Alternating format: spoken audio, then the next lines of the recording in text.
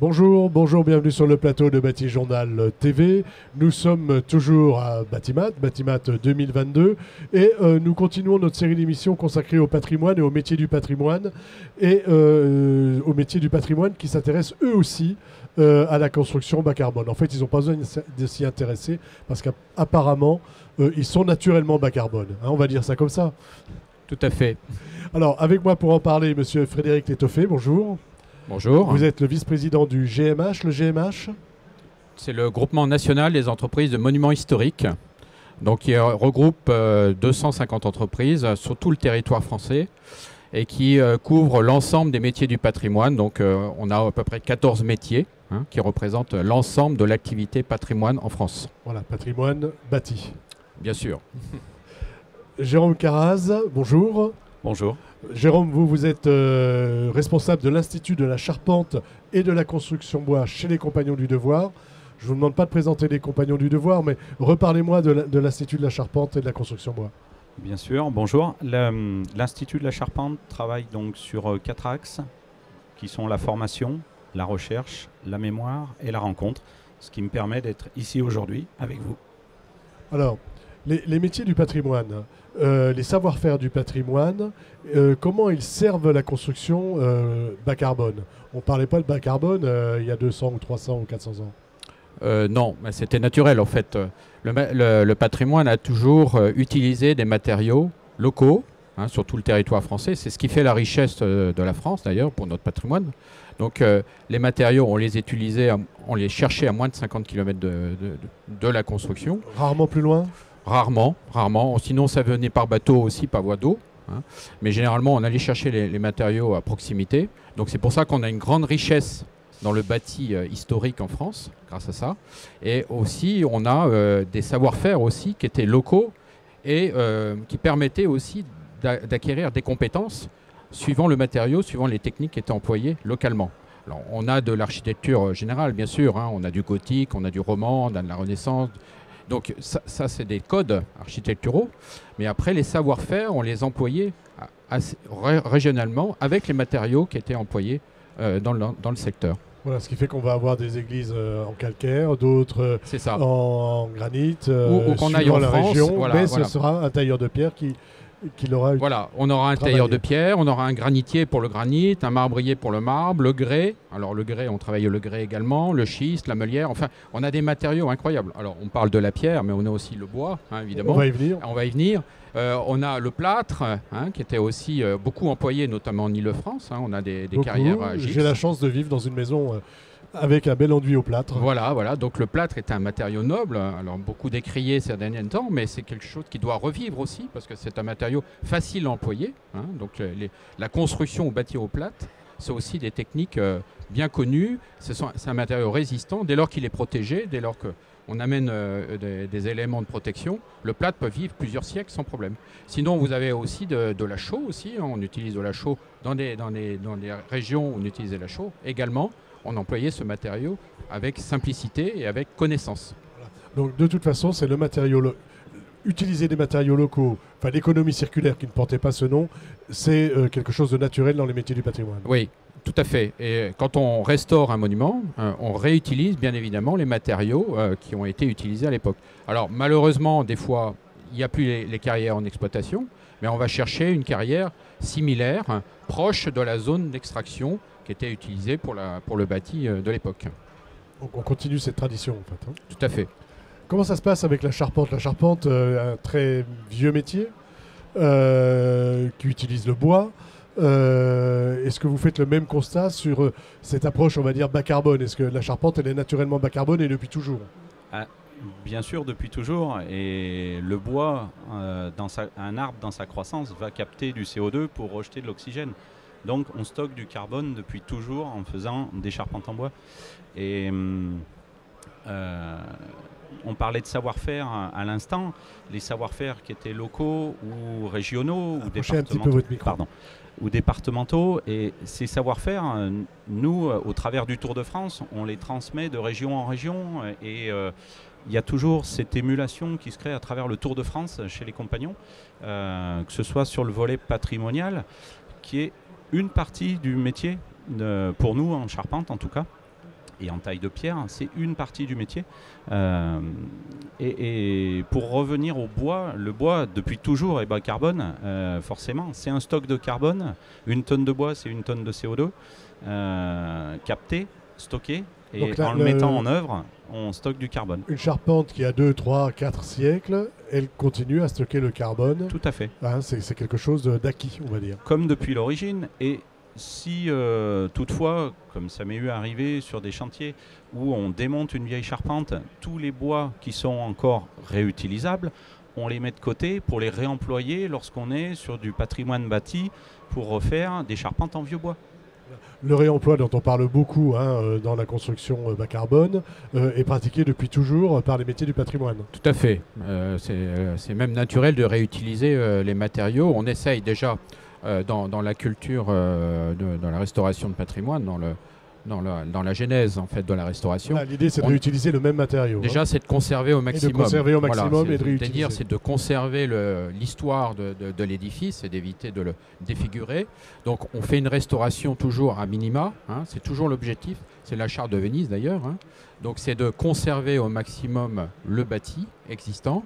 Et quand on a la possibilité, effectivement, c'est de réemployer. Donc comme disiez mon collègue, effectivement, la charpente se réutilise, se réemploie très bien. Le chêne, en l'occurrence, c'est un matériau qui se réemploie très bien. Mais la pierre également, on réutilise et on réemploie facilement la pierre. Que ce soit des pierres appareillées, des pierres qui ont une mouluration, par exemple. On arrive à la réutiliser ailleurs, dans le bâti, facilement, en la recoupant. Et la pierre, elle se réintègre facilement dans le bâti. Voilà. Même sur le site, c'est simple. Après, nous avons aussi les matériaux de remplissage aussi, on peut les réemployer. Bien sûr, on refait un mortier, bien évidemment, parce que le mortier ne se réemploie pas, hormis le plâtre, on peut le réchauffer. On peut réemployer le plâtre. Ouais, le plâtre, en fait, parce que quand vous mouillez le plâtre, vous reformez du gypse. Donc il suffit de réchauffer, si vous voulez, le matériau plâtre, le gypse en fait, et vous refaites du plâtre. Donc, ça se pratique ça dans vos métiers? Alors ça se pratique pas parce qu'on a encore, si vous voulez, la facilité d'aller chercher le plâtre en carrière, mais c'est quelque chose qui se réutilise facilement. À 300-350 degrés, vous chauffez le gypse et vous faites du plâtre. Donc c'est quelque chose qui est facile à utiliser. Après, c'est pas encore tout à fait dans les mœurs, bien sûr, pour le plâtre, mais c'est quelque chose qui peut se réemployer. Auquel on peut réfléchir. Donc la charpente est réutilisable. Comment vos métiers de charpentier, on va parler des savoir-faire anciens, on ne va pas parler de ce que vous apprenez aujourd'hui en construction bois et ossature bois. Comment vos métiers de la charpente, qu'est-ce qu'ils peuvent apprendre à la construction d'aujourd'hui, bas carbone? Au niveau des métiers du métier de charpentier, le fait d'être résilient, c'est-à-dire de réemployer au maximum pour être dans un objectif bas carbone, mais à l'origine on n'était pas sur un objectif bas carbone. C'est un objectif économique et c'est naturel. C'est aujourd'hui naturel, enfin, ça l'a toujours été, mais aujourd'hui encore plus avec l'actualité, via les énergies qui se raréfient et qui sont de plus en plus chères. Mais je dirais l'ancien amène ce côté résilient et le respect du matériau. Et ça, pour les jeunes qui arrivent sur des formations, notamment nous en charpente, c'est quelque chose qu'on essaye de leur inculquer aussi. En respectant le matériau, c'est la matière première qu'ils vont travailler. Si on ne le respecte pas, on fait rien de bon. C'est très important pour nous, dans notre mentalité, dans notre façon de faire. Ce respect de la matière première qui nous apporte notre métier et notre savoir-faire. Respect de la matière première, réutilisation, réemploi de la matière. Donc moi quand je parle avec vous, là, je suis davantage journaliste, on va dire, de la construction du 21e siècle. J'ai l'impression de parler comme d'habitude, quoi. Il n'y a pas de... Mais c'est quelque chose en fait qui se pratique depuis très longtemps. Oui, on a toujours eu... pour nous, en travaillant dans le patrimoine, c'est le bas carbone, enfin tout ce qui se passe là, pour nous, c'est des choses qu'on réalise depuis de nombreuses années. Voilà, alors après, bien sûr, on a l'outil numérique pour couper les pierres, enfin si on parle de pierre, mais d'autres matériaux. On a quand même oui, patrimoine, ça ne veut pas dire désuet. Voilà. On travaille dans la modernité exactement, aussi. Exactement. On travaille maintenant, on a des machines, des outils qui permettent de faciliter l'ébauche, l'épannelage, qu'on appelle, hein, c'est l'approche, si vous voulez, des matériaux. Après, on a toujours cette sensibilité patrimoniale de finir l'ouvrage à la main, bien évidemment. Parce qu'on travaille sur un outil. Voilà, et puis parce qu'on aime toucher la matière, parce qu'on aime cette sensibilité, voilà. on aime cette imperfection que peut amener l'homme. Voilà. Parce que la machine, c'est quelque chose de très réglé, vous comprenez. Mais amener une sensibilité patrimoniale, c'est aussi avoir le geste, avoir la main. Donc le travail manuel est encore très important dans nos métiers. Voilà, et on le défend. Voilà, ça, c'est très important. Oui. Et sur même l'aspect numérique, comme vous en parliez, j'irais même plus loin, puisqu'on le voit sur de nombreux chantiers. Aujourd'hui, il y a des relevés photogrammétriques qui peuvent se faire, des relevés 3D ou en photo 360. Et on est vraiment dans l'exactitude du bâti existant. Et j'irais même plus loin, on voit la moindre fente ou le moindre nœud du morceau de bois tel qu'il est à l'origine. Alors je ne dis pas qu'il faut refaire le même nœud ou la même fente au même endroit, mais ça permet au moins d'avoir les sections de bois, etc. Enfin, on a vraiment le numérique est vraiment au service aussi du patrimoine.